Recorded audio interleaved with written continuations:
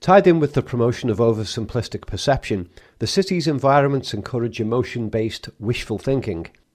The basic block colours, lacking in subtlety of shade, texture or intricate pattern, make this world look and feel like a toddler's playpen, in which building blocks, soft play toys and structural elements are each visually singled out by basic uniform colour. I think this is part of why kids love rainbows.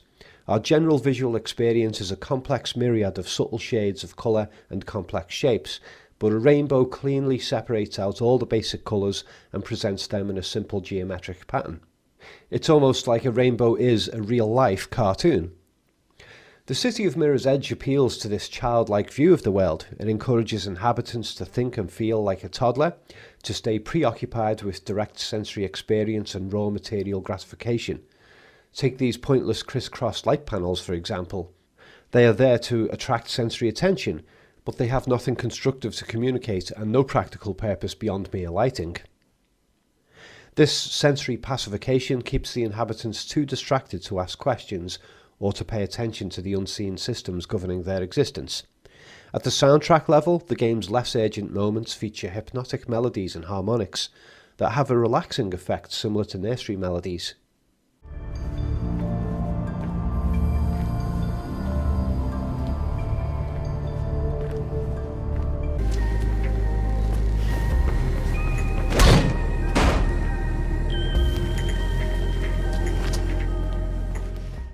A horror-type score could have been used in these moments of the game, but it would strongly mismatch the childifying, simple beauty of the environments.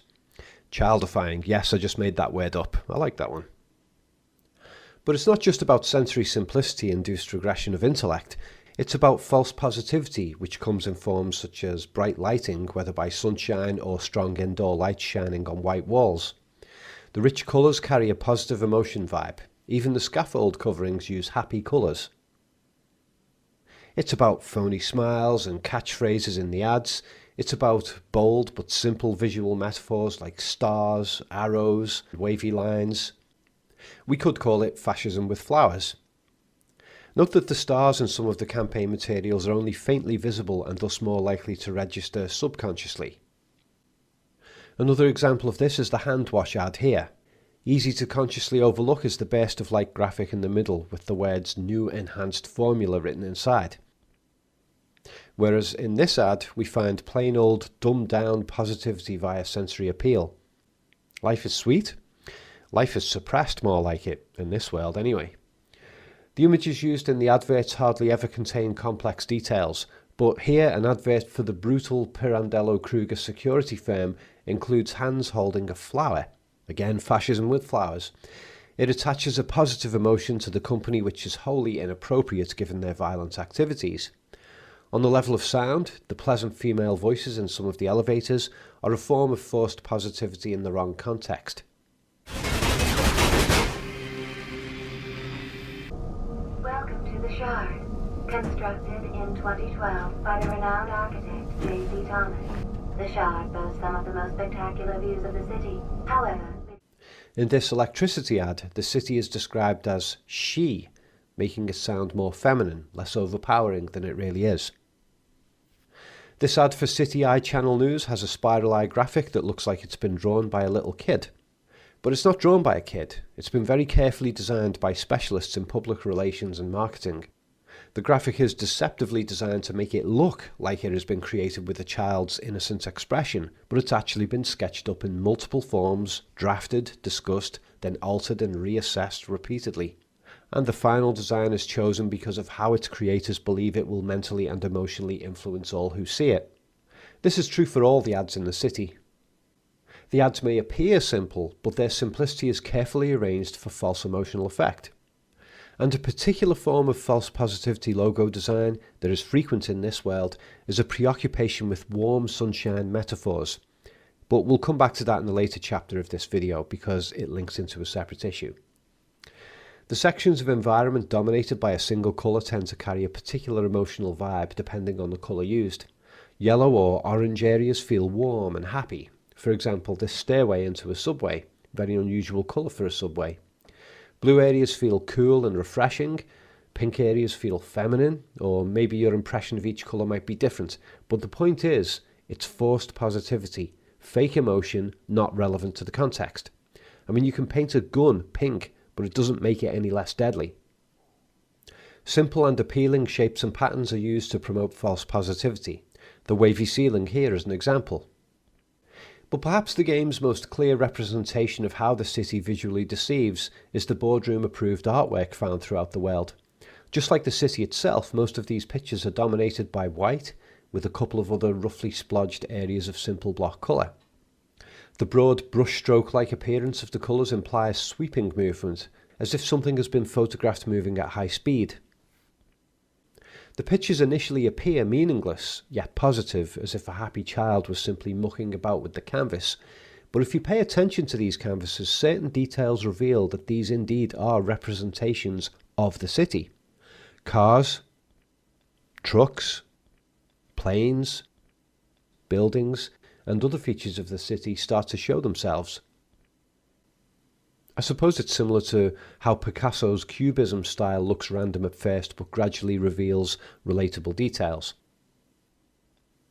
These corporate artworks further reduce the viewer's perception of the city away from intellectual understanding. This kind of economically cheap, low-effort, thought-numbing expressionism is commonly known in the real world as modern art.